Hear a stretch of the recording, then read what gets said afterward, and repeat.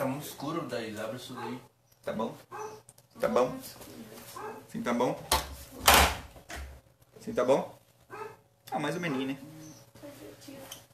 Não, parece Não, que sim, sou tá eu. bom. Não, parece que é você. Parece sim, ó. Eu nem enxergo direitinho, nem devia ficar aqui. Devia ficar Ah, mais longe, tá. né?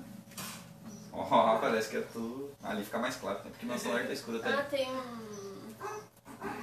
demorinha, uma diferença. Quem vai fazer a apresentação, né? Tu. Apresentação aqui. Oi, bom dia. O que? Vai. Vou falar da comunidade LGBT. Fala. Já tá... Já entramos? Tá funcionando o som? Uhum. Mas você sabe que ninguém falou nada? Eu tô ligado. Celular no mão, você É. Ah, tá, então tá bom. Bom dia. Bom dia, amigos. Dia. Bom dia, Dudu. Bom dia. Já. Estamos aqui tomando um café da manhã. Vai ser um café da manhã abençoado por Deus. E... enfim. Nós vamos falar um pouco sobre... o que mesmo? É o capítulo 4 da segunda carta aos Coríntios. E depois a gente vai responder a pergunta dos convidados, que eles já também vão dar uma palavrinha, né? Uhum. Então tá bom. Beijo pra nós. Pô, só no fogo, né? Fiquem à vontade e com vontade também. Nosso café tá bem gostoso. É isso aí. É que a gente não tá comendo ainda. Eu- Aí a Daís,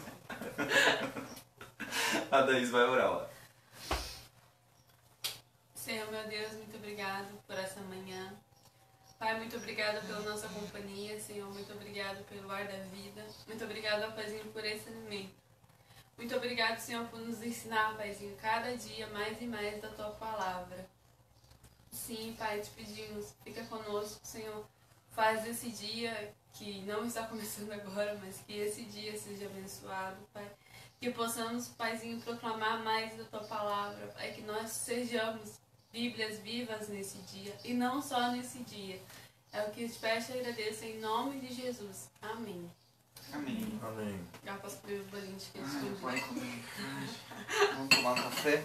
Então, galera, como vocês sabem, a gente tá fazendo mais um Bíblia Live, então. Vamos começar, então, com o capítulo 4 da segunda carta aos Coríntios.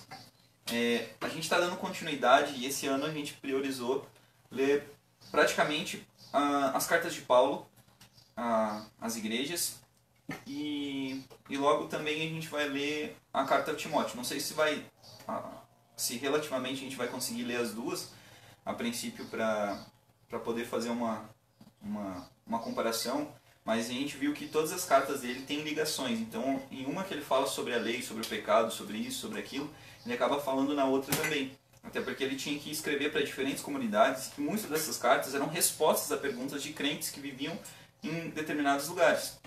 E, como todo mundo sabe, o Bíblia Live, a gente sabe que tem pessoas de outras religiões, apesar de a gente não se julgar como uma religião mesmo, né? Mas nós sabemos que tem pessoas que têm opiniões diferentes. Então, a gente sempre tem uma opinião aberta que ninguém é obrigado a concordar.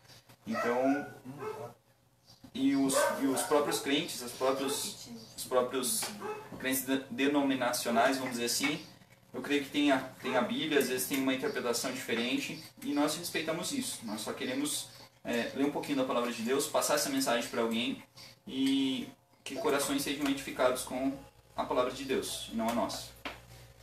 Bem, Pode crer? Então eu vou ler lá. A princípio é um capítulo bem curtinho. É só o capítulo 4 mesmo. Na outra carta a gente conseguiu ver 2. Só que ele acabou entrando naquela fase falar sobre sobre a própria lei. Quando não existia lei, Paulo falou que quando começou a existir a lei, aí que despertou nele o pecado, toda sorte de concupiscência. Porque quando não tinha lei ele estava de boa, mas quando foi colocada a lei, o pecado foi despertado nele. E é engraçado porque Paulo é um dos apóstolos, e às vezes a gente pensa que pela proximidade da vivência, por mais que ele não tenha tido um contato físico com Jesus, físico como a gente tem assim, como eu tenho aqui com o Gustavo, acabei de encostar nele e tal, e Paulo tem a curiosidade da vida dele ser vamos dizer assim, uma controvérsia nos seus atos, porque ele perseguir a igreja e passou a, vamos dizer assim, pregar o evangelho e pregar as boas novas do reino para todos e por onde ele passava. E isso que é interessante, às vezes, né, nós ficamos muito fixados em de repente 1 hora por dia, 1 hora por semana, ou 2, 3, depende de quantas reuniões a gente faz. Vamos dizer assim, ser santo, ou no ponto de vista de Paulo, né, que são todos aqueles que creem em Jesus, e não necessariamente aqueles que não têm o pecado, mas só em determinada hora. E às vezes isso acaba, vamos dizer assim, não dando o que a gente chama de martírio, que seria o testemunho de vida da pessoa. Não o próprio martírio, que a gente sabe que aconteceu com os mártires, né, que acabaram perdendo a sua vida, e Paulo foi um deles que perdeu a sua vida ao fio da espada. Então, começando então no versículo 1 lá do capítulo 4, pelo que tendo este ministério, segundo a misericórdia que nos foi feita, não desfalecemos. Pelo contrário, rejeitamos as coisas que por vergonhosas se ocultam, não andando com astúcia, nem adulterando a palavra de Deus. Antes, nos recomendando a consciência de todo homem, na presença de Deus, pela manifestação da verdade. Mas, se o nosso evangelho ainda está encoberto, é para que os que se perdem, que está encoberto, nos quais o Deus deste século cegou o entendimento dos incrédulos, para que lhes não resplandeça a luz do evangelho da glória de Cristo, o qual é a imagem de Deus. Porque não nos pregamos a nós mesmos, mas a Cristo Jesus como Senhor e a nós mesmos como vossos servos, por amor de Jesus. Porque Deus disse, das trevas resplandecerá a luz, Ele mesmo resplandeceu em nosso coração para a iluminação do conhecimento da glória de Deus na face de Cristo. Temos, porém, este tesouro em vasos de barro, para que a excelência do poder seja de Deus e não de nós. Em tudo somos angustiados, perplexos, porém não desanimados, perseguidos, porém não desamparados, abatidos, porém não destruídos, levando sempre no corpo o morrer de Jesus, para que também a sua vida se manifeste em nosso corpo. Porque nós que vivemos somos sempre entregues à morte por causa de Jesus, para que também a vida de Jesus se manifeste em nossa carne mortal. De modo que em nós opera a morte, mas em vós a vida. Tendo, porém, o mesmo espírito da fé, como está escrito, eu criei, por isso é que falei. Também nós cremos, por isso também falamos, sabendo que aquele que ressuscitou o Senhor Jesus também nos ressuscitará com Jesus e nos apresentará convosco. Porque todas as coisas existem por amor de vós, para que a graça, multiplicando-se, torne abundantes as ações de graças por meio de muitos, para a glória de Deus. Por isso, não desanimamos. Pelo contrário, mesmo que o nosso homem exterior se corrompa, contudo, o nosso homem interior se renova de dia em dia. Porque a nossa leve e momentânea tribulação produz para nós eterno peso de glória, acima de toda comparação, não atentando nós nas coisas que se veem, mas nas coisas que não se veem. Porque as que se veem são temporais, e as que não se veem são eternas. Bom, então a gente vê Paulo dando continuidade. Aqui ele acaba falando um pouquinho mais que ele cumpre esse ministério que foi dado a ele com uma fidelidade muito grande, onde ele acaba exortando e dando conforto para os irmãos que estavam em Corinto. E lembrando que seria a segunda carta. E nessa segunda carta a gente teve presenças, pelo menos só nesses 4 capítulos, de coisas que às vezes nós acabamos como crentes ou como pessoas que realmente creem em Jesus Cristo, usando só uma parte e acabando não usando a outra. Como assim? Bom, nós vimos lá em 1 Coríntios 5, se eu não me engano, Paulo pedindo para que os crentes que se reuniam em determinado lugar, eles tomassem uma atitude muito severa com uma pessoa. E eles tomaram essa atitude. E na segunda carta, ele já vem falando justamente sobre isso. Ele começa falando que essa atitude, aliás, a atitude dele com aquela pessoa que foi excluída do meio deles, devia ser o contrário. Que eles deviam ir atrás dele para que aquela pessoa não fosse consumida por excessiva tristeza.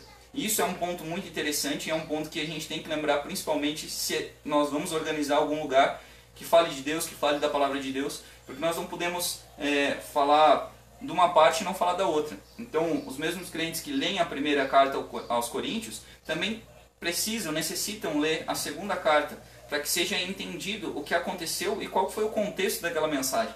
Então a gente já sabe que Corinto já era essa questão de... tinha realmente uma bagunça inteira. A primeira carta em si foi justamente muita correção às pessoas que estavam lá naquela época, e falando da ordem de culto, do que era idolatria realmente. Então a gente acaba vendo que muitas vezes nós temos interpretações que podem ser errôneas sobre alguma coisa. E o problema disso é que às vezes a gente acaba ferindo algumas pessoas com as nossas palavras. E isso é o que menos eu creio que Jesus queira fazer na vida das pessoas. Talvez confrontar diante das nossas atitudes que são falhas, mas justamente levar eles a palavra da verdade, para que as pessoas possam seguir por um caminho e encontrar realmente o amor de Deus. Então, o capítulo 4 ele fala também sobre o poder que Paulo exerce, ele não vem dele, vem de Deus. E isso é uma coisa muito importante, porque às vezes nós acabamos nos apossando dos poderes, dos dons e tal, e às vezes a gente começa a deixar Jesus de lado, aliás, só usa ele no final da frase, e às vezes a gente não tem essa consciência de que, por exemplo, se a gente está orando por uma pessoa, impondo as mãos, como os apóstolos disseram que se nós fizéssemos assim, trazer os anciãos ou não, mas enfim, quem estivesse orando, não eram apenas as nossas mãos, não era só apenas as minhas palavras bonitas ou a palavra que eu estava liberando sobre aquela pessoa, mas era justamente a palavra que veio do céu, para que essa pessoa possa ser edificada. E não significa que essa pessoa, por exemplo, a gente orou para essa pessoa e essa pessoa não foi curada. Não é necessariamente a gente se jogar para baixo necessariamente, mas a gente sabe que Deus tem uma vontade para aquela pessoa, assim como Ele tem para a gente. E nós temos que começar a compreender como humanos, como pessoas que realmente, olha, nós somos carentes da graça de Deus. E quando Ele nos ofereceu, Ele também ofereceu os dons. E em muitos casos, nós talvez não seria da vontade de Deus que a gente fizesse aquela coisa, aquela oração, por exemplo, daquela pessoa, mas não nesse sentido de que, por exemplo, a gente não tem poder necessário, ou que Deus não deposita poder necessário entre nós. Mas Ele está talvez muito mais interessado para que a gente demonstre interesse por aquela pessoa, em orar naquela pessoa, e realmente a gente ser aquelas pessoas que abraçam, aquelas pessoas que oferecem ajuda, aquelas pessoas que realmente apacentam umas às outras. O que talvez esteja com muita falta em nosso meio. Até da nossa própria parte, falo por nós, porque muitas vezes a gente não encontra tanto crentes ou pessoas que falem de Deus, ou pessoas que necessitam, e às vezes a gente tem chance de ajudar essas pessoas e acaba não fazendo. E até acho que foi na carta de João, ou na primeira epístola de João, na verdade, que ele fala que às vezes as pessoas que podem fazer o bem e não fazem já estão pecando. E é disso que a gente tem falado nas cartas de Paulo. Ele fala sobre o pecado. Ele fala que o templo ele é carnal, ele está nos nossos membros, né? Está nos meus membros. O legal de Paulo é isso. Ele fala que justamente o pecado está nos membros dele, e não necessariamente está no colega que não aceitou Jesus, ou no colega que não crê em Jesus. E agora ele vai fazer, provavelmente daqui para frente, uma distinção entre pessoas que são mortas segundo o Evangelho e pessoas que são vivas segundo o Evangelho. Mas no caso hoje a gente não vai entrar nisso. A gente vai direto para a pergunta dos nossos convidados. Estão aí comendo, tomando um cafezinho. Dando mamar.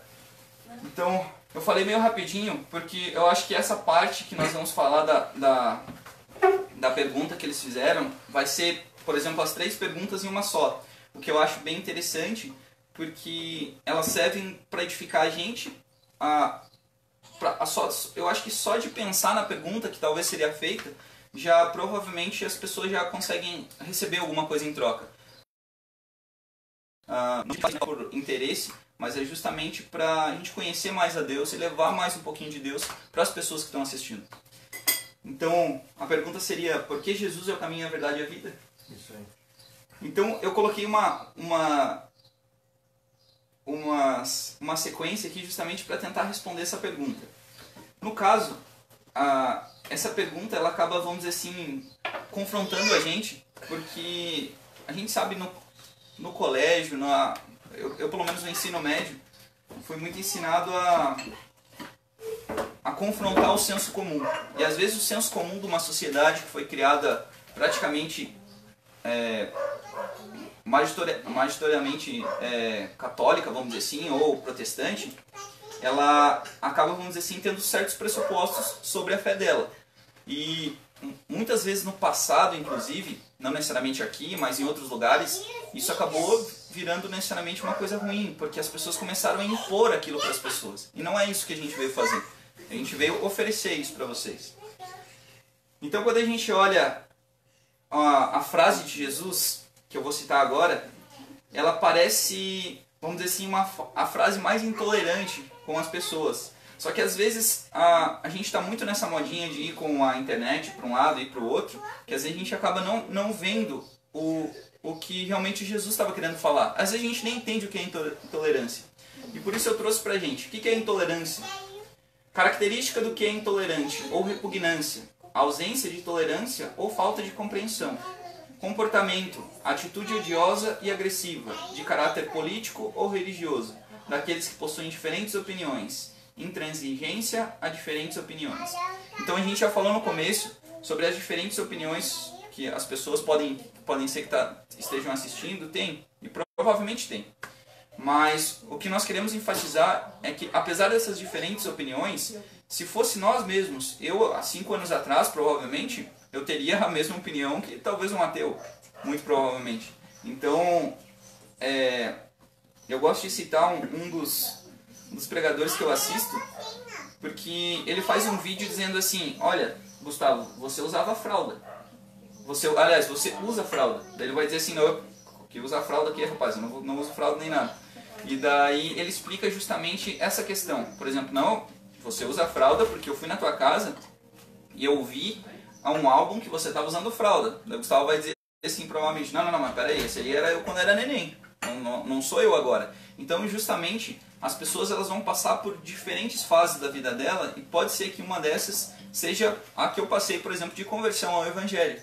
E eu passei por uma mais difícil ainda, que foi necessariamente a associação, vamos dizer assim, à religiosidade, a religiosidade ruim, não aquela que é dita por Tiago na carta dele ali no Evangelho.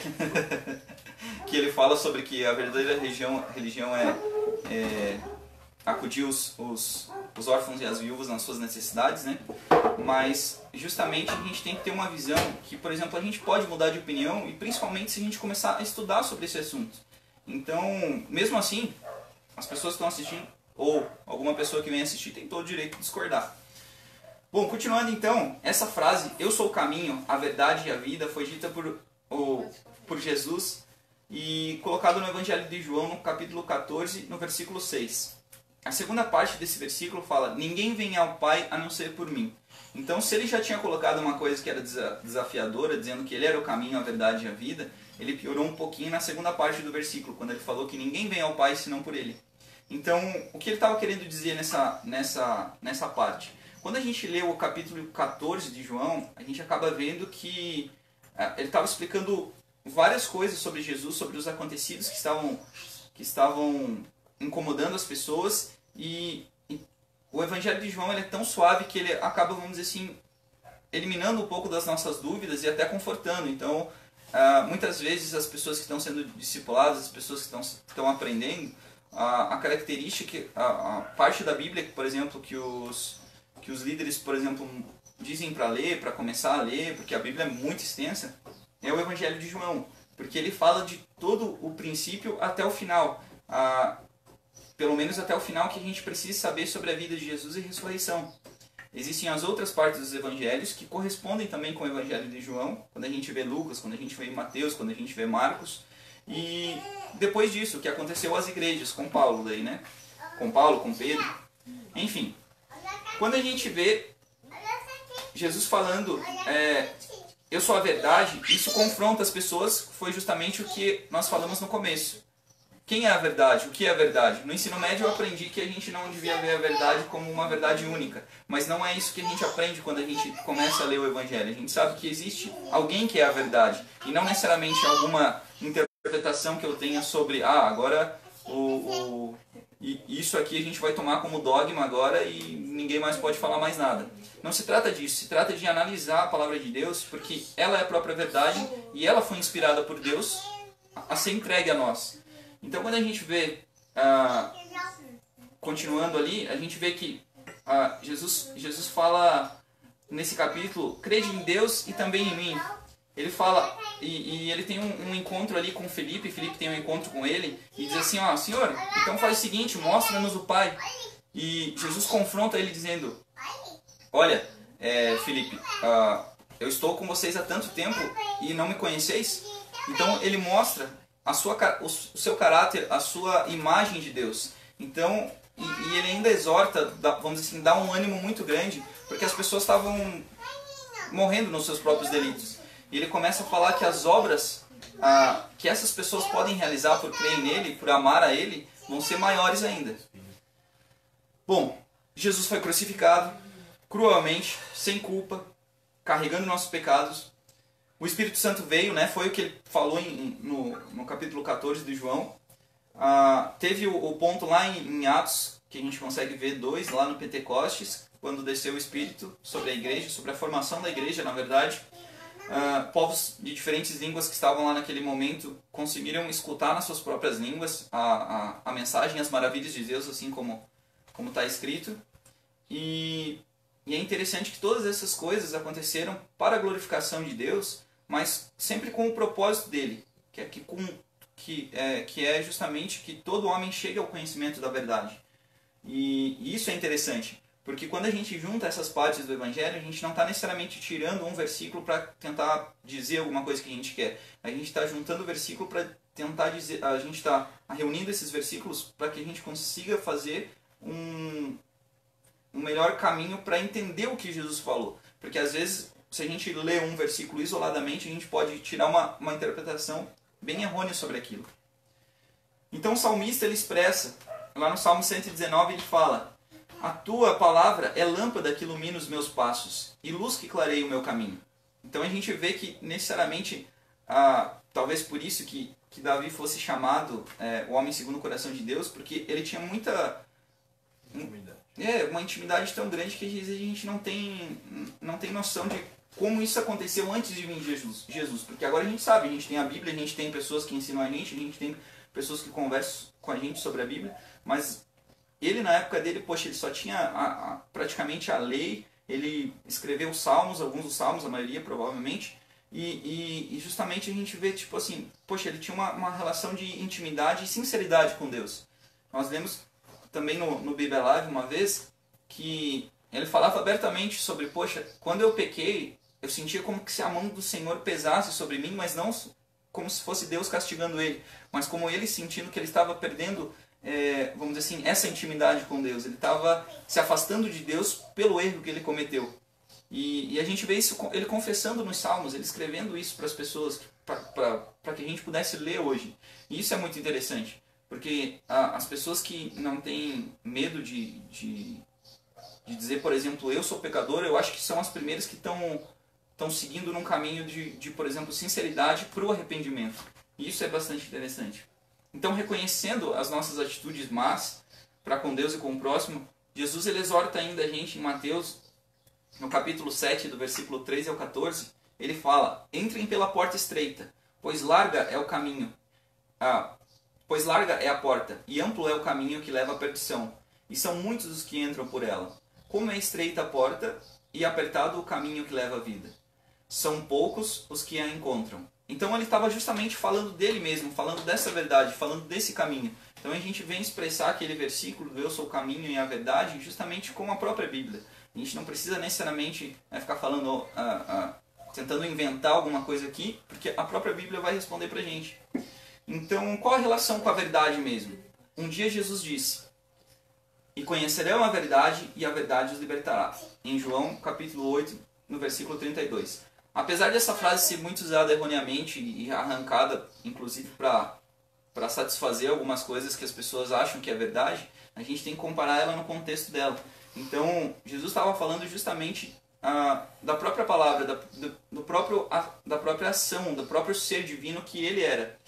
Ele tentou colocar para as pessoas essas pequenas dicas, essas pequenas, vamos dizer, esses pequenos ensinamentos, só que as pessoas não entendiam na época. Hoje a gente tem uma ideia maior porque a gente consegue ler todos os evangelhos e consegue assistir um vídeo de repente, coisa que eles não conseguiam assistir. E às vezes as pessoas explicando e nós interpretando.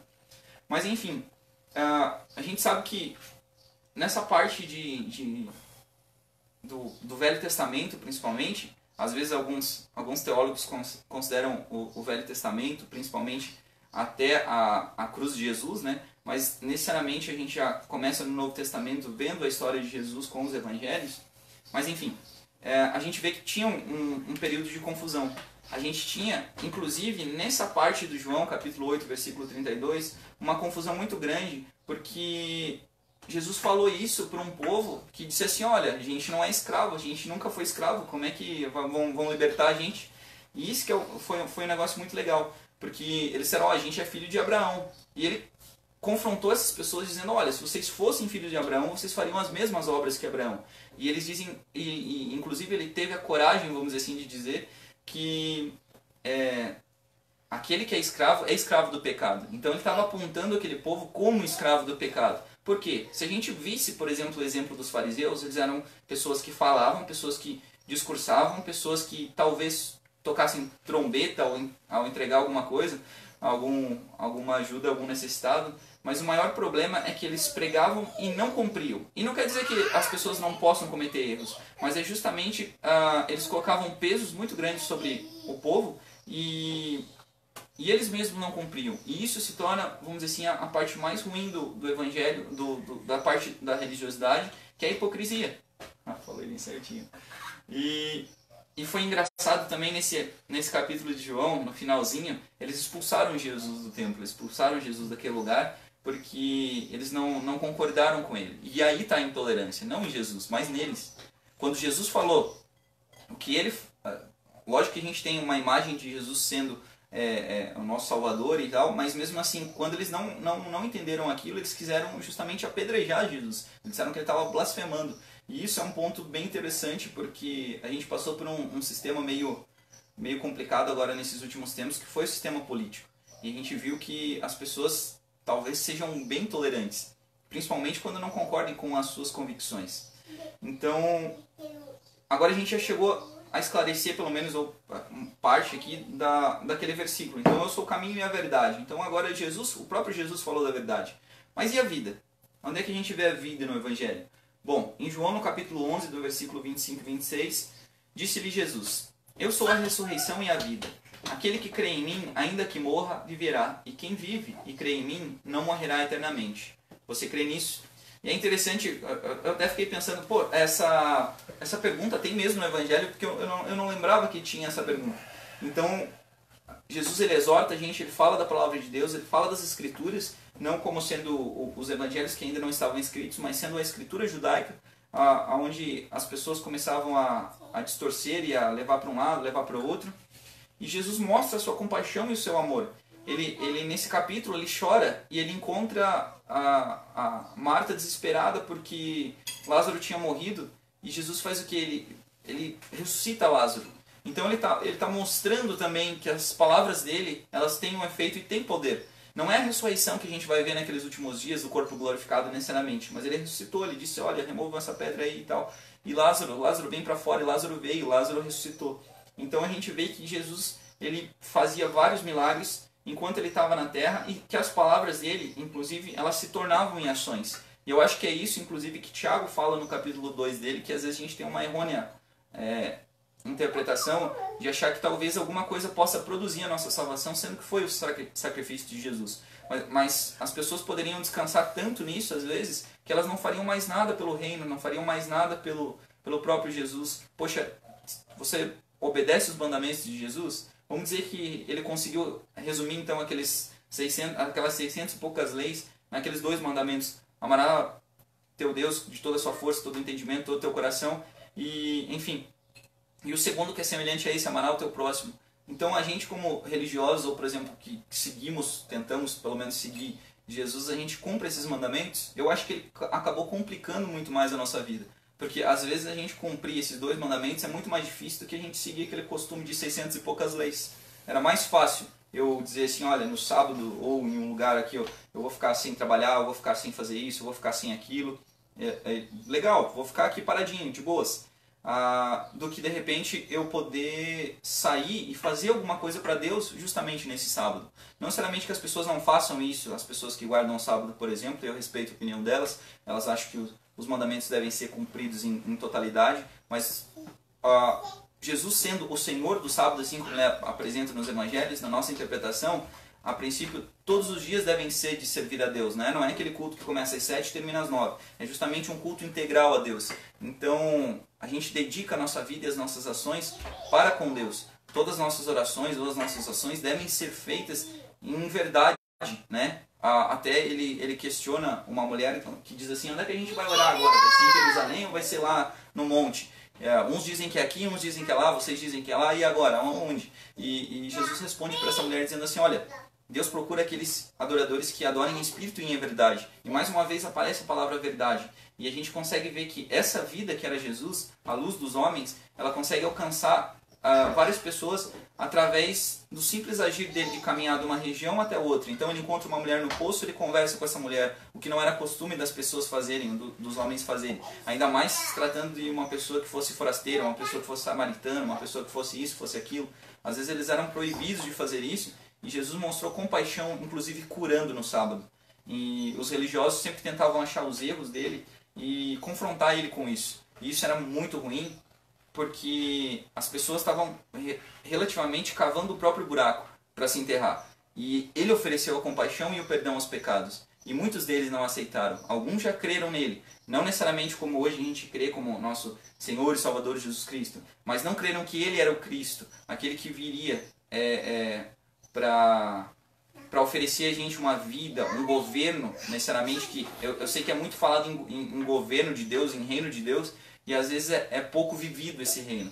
E é isso que a gente tem que tentar tirar de dentro de nós, porque se a gente crê que nós acreditamos em Jesus, nós somos selados com o Espírito, e do Espírito que é perfeito, nós conseguimos levar para as outras pessoas justamente a luz, essa mensagem da palavra de verdade, né? Não assim como Satanás, que se transveste como anjo de luz, e isso não quer dizer necessariamente uma coisa física, mas a interpretação dessa parte é justamente que ele seria um mensageiro da verdade, né? Se transvestiu disso e acabou enganando a muitos, inclusive a Adão, o que causou a nossa queda, a Eva no caso, né? Que também enganou Adão, e Adão como espertão ainda falou, poxa, foi essa mulher aí que você me deu, Deus, que ainda fez uma coisinha errada aí e acabou me levando ao erro.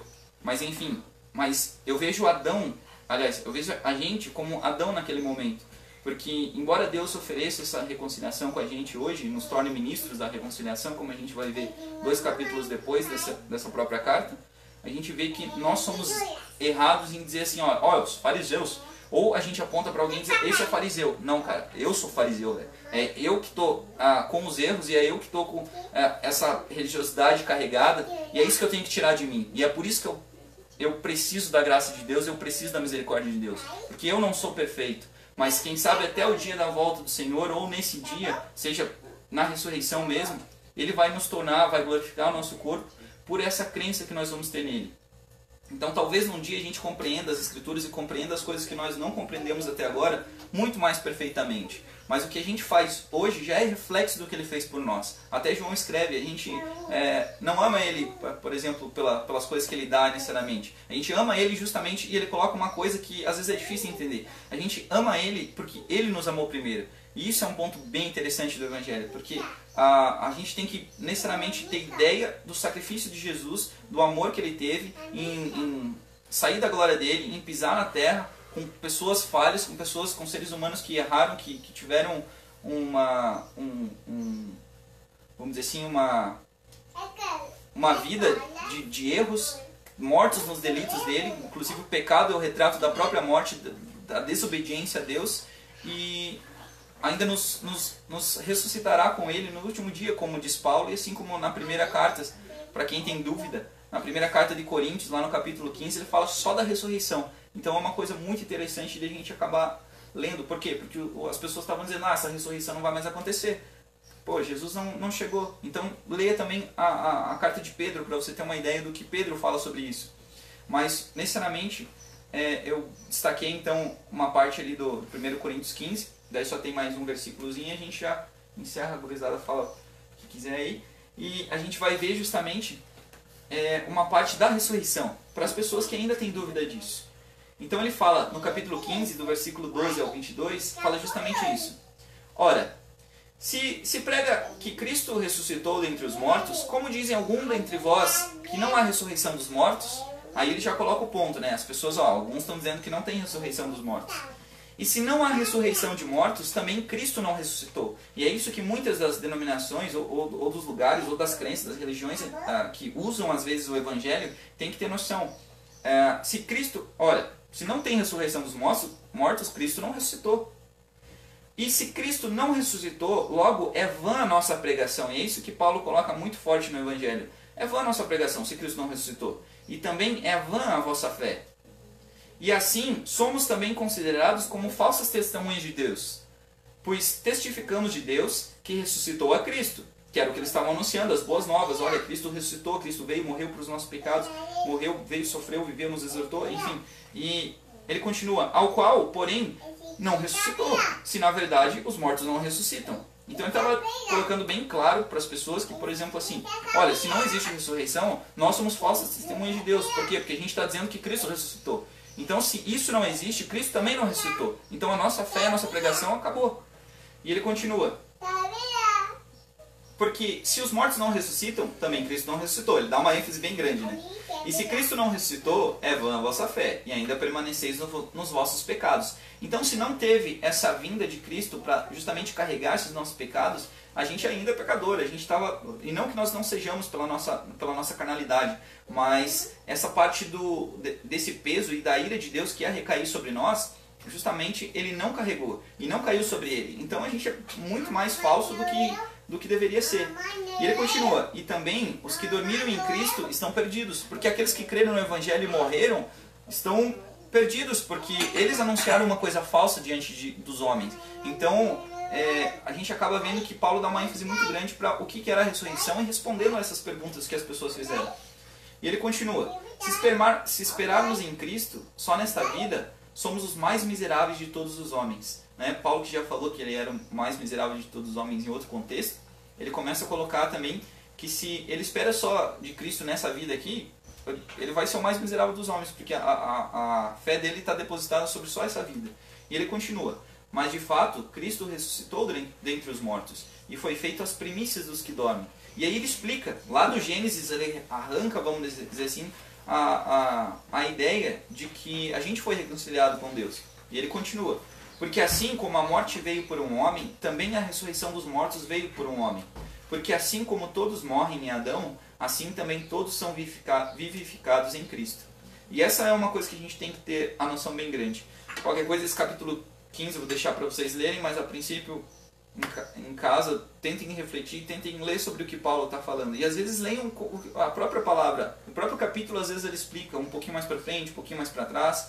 Se a gente está com dúvida, pesquise na internet, tem vários vídeos, tem várias pessoas que explicam, pergunte para o seu líder, pergunte para alguém que está te auxiliando, enfim. Porque é interessante que a gente seja, talvez, como aquela igreja primitiva, onde a gente tinha os pastores, né, as pessoas que apacentavam pessoas, e é engraçado que fala que eles eram pastores como que se apacentavam a si mesmos, ou no caso o grupo, né? Isso era muito interessante, porque às vezes é isso que falta na gente, a gente conversar sobre a palavra de Deus. Porque se eu não conversar com o Gustavo, às vezes pode acontecer que eu vou abrir uma instituição religiosa que seja dessa forma aqui, porque eu não concordo com o Gustavo. Eu nem em si tive uma conversa com ele sobre isso. E às vezes a gente ter essa conversa é um fato de não ser intolerante, já justamente ter a ideia de, por exemplo, que as pessoas podem ter opiniões diferentes. Apesar do Evangelho em Colossenses falar que a gente tem que ter o mesmo espírito, o mesmo entendimento, não é necessariamente isso que ele queria dizer. E até a vinda do Senhor Jesus, eu creio que essas dúvidas, essas divisões, talvez aconteçam porque o amor de muito vai esfriar. Mas aqueles que o adoram em espírito e em verdade vão ter justamente e vão carregar a verdade com eles e vão conseguir cumprir o propósito para o qual Deus nos chamou. Então isso é muito interessante. E uma mensagem que eu venho finalizar pelo menos a minha parte aqui é que justamente em Mateus, no capítulo 11, no versículo 29 e 30, Jesus ele oferece uma coisa pra gente muito interessante, porque enquanto em vida, ele já se dizia como a própria vida e como aquele que ia carregar as nossas dores. E ele fala: tomai sobre vós o meu jugo e aprendei de mim, que sou manso e humilde de coração, e encontrareis descanso para as vossas almas, porque o meu jugo é suave e o meu fardo é leve. Então ele já oferece esse presente pra gente, dizendo que, por exemplo, olha, tragam o fardo que vocês estão carregando pesados. Pode ser os fariseus que colocaram nos seus ombros, não sei, mas ou você mesmo que começou a colocar fardos por causa disso, por causa daquilo. Mas é que você venham até mim, esses que estão cansados e abatidos, e eu vou aliviar o fardo. Na verdade, o meu fardo eu vou oferecer para vocês, que ele é leve. E isso volta a gente àquele nosso primeiro versículo chave, que é justamente dizendo, Jesus respondendo que ele era: eu sou o caminho, a verdade e a vida. Ninguém vem ao Pai a não ser por mim. Então eu vejo um Deus misericordioso que perdoou a humanidade, porque a humanidade em si não podia produzir essa salvação. Mas através do sacrifício de Jesus, através da sua ressurreição, que nos dá a esperança da vida eterna, através do que ele falou e exortou pra gente, nós depositamos a nossa fé sobre Jesus, não sobre esse homem, sobre aquele homem lá, porque os homens podem falhar, mas justamente sobre Jesus Cristo, que é o autor e consumador da nossa fé, como nós lemos nos evangelhos e nas cartas paulinas. É isso aí? Pode crer? Pode crer. É só para não complementar, mas continuar falando sobre o tema. Quando Jesus fala que ele é o caminho, a verdade e a vida, isso ele falou. Tá na Bíblia, quem quiser conferir, né? Capítulo 14, versículo 6. E quando ele também fala que nem só de pão viverá o homem, mas também, enfim, todo mundo já sabe. E muitas vezes ele também fala que ele vai sustentar, enfim, manter seus filhos. Eu vejo que Jesus, ele é não só a única coisa que nós precisamos, mas ele é tudo que a gente precisa. Porque se ele fala que ele é o caminho, a verdade e a vida, se a gente parar para analisar, a gente não pode andar num caminho que seja de mentira. Então a gente tem que andar no caminho da verdade. E se a gente está andando nesse caminho, é porque a gente tem vida. Então a gente necessita dessa vida para andar no caminho que é de verdade, que é o caminho da verdade. E se a gente juntar tudo isso aí com o que o Jesus já falou, que ele nos dá alimento, sustento, enfim, então a gente tem a certeza que Jesus é realmente tudo que a gente precisa. Ele é realmente tudo aquilo que a gente mais necessita na nossa vida, é aquilo que nós precisamos realmente buscar em primeiro lugar, porque nós sabemos, não porque nós sabemos que todas as coisas serão acrescentadas, mas simplesmente por amor a Ele. Simplesmente por a gente deveria ter essa necessidade de se encontrar com Ele, de buscar mais Ele. Não pelas coisas que Ele nos dá e nos faz porque Ele é nosso Pai e Ele vai fazer, mas simplesmente para a gente poder ter um contato, um relacionamento com Ele. E se a gente... Ele é tão bom que Ele falou que Ele é o caminho. E se a gente andar no caminho dele, como o Dudu acabou de falar ali, Ele vai trocar o nosso fardo. Ele vai pegar o nosso fardo que é pesado, que é cheio de culpa, que é cheio de problema e preocupações, ansiedades. E Ele vai nos dar um fardo leve, para que a gente possa andar nesse caminho. Entenda que se você andar em outro caminho, você vai andar num caminho com um fardo pesado. Mas a partir do momento que você anda no caminho de Deus, você vai andar num caminho com um fardo leve, com um fardo agradável. E esse caminho só leva à vida. Não existe outro caminho que vai te levar à vida eterna, a uma vida plena com Deus. Então Jesus, Ele é o caminho.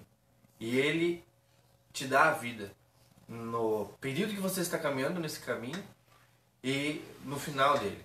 Porque esse caminho tem uma chegada. E é até engraçado dizer que essa chegada ela é uma chegada para a eternidade. Para um outro caminho que a gente ainda não conhece, mas que com certeza foi muito bem preparado e está à nossa espera. E também, voltando um pouquinho, ele é um caminho da verdade. Quem é que gosta de ser enganado, de viver na mentira, de viver na ilusão. Ninguém gosta. Então eu acredito que Jesus é realmente, mudando um pouco a pergunta, não por que ele é o caminho, a verdade e a vida, mas qual a importância dele ser isso. A importância dele ser isso é que realmente ele é tudo que a gente precisa. Ele é tudo que a gente precisa. Porque essa pergunta a gente podia responder ela, por que Jesus é o caminho, a verdade e a vida? Porque ele falou que é. E eu acredito nisso. Tudo que está na Bíblia foi inspirado por Deus. E eu creio em Deus, e eu confio muito nele. Então se ele falou que acabou. Mas tem gente que pra mim, tem gente que eu conheço que não acredita. Que acredita em algumas partes da Bíblia. Então por isso tem que ter uma explicação melhor. Como o Dudu faz bem feito. E como eu estou tentando explicar aqui também. Então Jesus, ele além de ser o caminho, a verdade e a vida, ele precisa ser o caminho, a verdade e a vida. Para as pessoas que creem nele e para as que não creem também, um dia poder ter esperança e voltar para esse caminho, ou iniciar nesse caminho, porque nunca é tarde demais. Sempre a gente tem tempo de estar com Deus, de fazer as pazes com ele, ou de simplesmente começar um relacionamento. E se por acaso tem alguém que está assistindo que ainda não começou a andar nesse caminho, quero te encorajar a buscar mais isso e querer andar nesse caminho, porque se você se sente um pouco aflito, cansado, sobrecarregado, enfim, com problemas, tudo que você declarar para Deus, entregar isso para Ele, você devolver isso para Ele, Ele vai trocar esse fardo contigo e você vai começar a andar nesse caminho e Ele vai te levar a uma vida eterna, a uma vida em abundância, mas não somente a abundância de coisas materiais, mas uma vida plena, uma vida alegre, não uma vida feliz que é momentânea, mas uma vida alegre, uma vida que é uma vida constante, que apesar dos problemas que você possa passar, você vai a entender que em tudo você pode dar glória a Deus, porque você sabe que você está andando num caminho, que tem Deus, que está cuidando de você e que você não precisa se preocupar com nada. O que eu tinha para falar tá aí. Deus abençoe vocês. Muito obrigado pelo café. Tava bem gostoso. Enquanto você tava falando, tava comendo. Tava Isso bom. aí, isso aí. Fala mais alguma coisa, gente? Só complementar ao que você falou, que a gente deve buscar a Deus, a Jesus, não pelo que Ele pode nos dar, mas sim por quem Ele é. E pra gente conhecer quem Deus é, quem Jesus é só a gente tendo intimidade com Ele, né? Só no nosso... como Ele mesmo nos ensinou, orando no nosso lugar secreto, falando com Ele, porque a oração não é nada além disso, de você falar com Deus, de você falar com Jesus. E é nessa intimidade que a gente conhece Ele. E claro, Deus quer nos dar muitas coisas, Ele às vezes nos dá coisas além do que a gente pede, além do que a gente imagina, que a gente gostaria de ter. Principalmente coisas além do que a gente merece, porque nosso Pai é assim, Ele é tão, tão bom que a gente não consegue nem imaginar quão bom Ele é. E só conhecendo Ele que a gente vai conseguir amá-lo verdadeiramente, buscá-lo verdadeiramente, como até o Dudu citou ali antes. Então fica aí essa dica pra nós e pra quem tá assistindo, né, de sempre buscar mais a Deus e buscar conhecer quem Ele é, né, não só pelas coisas que Ele pode nos dar. Isso aí. Eu vou deixar uma última reflexão, então. É bem interessante que esse dia eu estava pensando que esse é para os crentes, para os não crentes, para quem não crê, para quem, enfim, não crê em nada, crê em alguma coisa, mas é justamente um ponto bem interessante. Por exemplo, se hipoteticamente a gente pudesse levar alguma coisa para a eternidade, o que você levaria? Aliás, vou mudar a pergunta. O que você não levaria? Você não levaria o quê? A raiva, a inveja, a intolerância que a gente falou hoje, ou os sentimentos mais ruins do mundo aí, ou que você sente por outra pessoa, por alguma coisa assim, você não levaria para a eternidade, tipo, se a gente conseguisse passar para a eternidade o que nós queremos que nós vamos passar, mas necessariamente se a pessoa ainda está em dúvida nessa palavra de Jesus, você levaria todas essas coisas para a eternidade, para você conviver com isso tipo, eternamente, você levaria todos esses sentimentos ruins com você? Se não, reflita então por que você carrega eles hoje. Reflita por que nós andamos por esse caminho hoje. Nós sabemos que a gente tem a questão carnal ali, mas necessariamente tem muitas pessoas que ficam apegadas a essas coisas. E se a gente realmente então for igual o Gustavo falou, com esse Jesus, trocar esse fardo com ele, e dar esse fardo, e Deus ofereceu o que Ele tem de melhor para nós, que é o que Ele faz como um pai que é misericordioso, nós começamos a refletir um pouquinho mais, que a gente não quer mais necessariamente, se a gente puder hipoteticamente levar esses sentimentos, a gente não vai mais levar a inveja, a raiva, a discórdia, esses sentimentos que já foram apontados até mesmo como erros das nossas vidas no Evangelho. Mas a gente vai levar o quê? A paz, a bondade, o amor. A gente vai conseguir, se nós pudéssemos e se nós podemos, nós levaremos só os sentimentos bons, só essa ideia do bem para a eternidade, e não as coisas ruins. Então, se hoje na nossa vida a gente está carregando essas coisas, esse peso horrível, que às vezes possa ser, inclusive, colocado junto com esse fardo que Jesus citou, que a gente pegue o fardo dele, que é esse fardo de amor, que é esse fardo de misericórdia, que é esse fardo de paz, e que a gente realmente reflita sobre isso. Por que a gente está carregando isso hoje? E se a gente precisa pedir perdão para alguém, a gente peça perdão. Se a gente precisa ir em algum lugar, a gente... nem que a gente precise ficar de joelho e a pessoa bata na nossa cara, alguma coisa assim, que a gente faça um ato desse, velho. Porque, tipo assim, ó, se a gente não for verdadeiro com os nossos atos, as pessoas que estão à nossa volta não vão acreditar em nós. E talvez elas tenham as dúvidas dela e o fardo dela seja pesado. Seja um fardo que elas estejam carregando. Pode ser que um dia Deus olhe misericordiamente, assim como Jesus fala que todo aquele que o Pai dá a ele, ele possui, no caso, ele tem, talvez Deus olhe com misericórdia para esse povo, para essa pessoa, para essa nação. E às vezes a gente fica orando por um pedaço de terra e não ora pelas pessoas. E isso é uma coisa pesada que nós temos que ter. Nós temos que ter uma ideia realmente fixa em que Jesus amou as pessoas, inclusive enquanto elas estavam mortas nos seus pecados e delitos. E isso é um exemplo de amor. Aquele que morre por aquele que é injusto e não pelo que é justo. Igual a palavra fala, aquele que é justo, qualquer um pode morrer, qualquer um até pode morrer, vamos dizer assim, né? Mas e por aqueles que são injustos? Aqueles que traíram, aqueles que falaram blasfêmias contra Deus, vamos dizer assim, mas nesse sentido de coisas ruins, segundo Deus. E aí? E esse cara que há 5 anos atrás não acreditava, então, e inclusive dizia que era besteira, alguma coisa assim e tal. E aí? Então, eu coloco essa reflexão pra gente.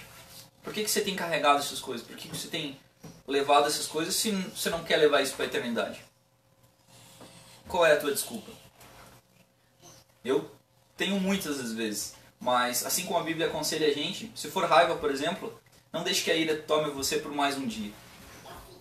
No próximo dia, já elimine ela, se largue dela. Então é por isso que a gente ouve Jesus, porque Ele que ensinou a gente a caminhar mais uma milha, a dar outra face. Ele que ensinou a gente a dividir, Ele que ensinou a gente a orar. E mesmo assim, mesmo Ele dando todos esses ensinamentos, Ele ainda enviou o Espírito Santo para que fosse o nosso consolador, o nosso direcional, para que a gente tivesse um selo de redenção, mas assim um ajudador para a nossa vida também. Pode crer? É isso aí, galera. Então, valeu. Desculpe a demora aí. É isso aí. Valeu.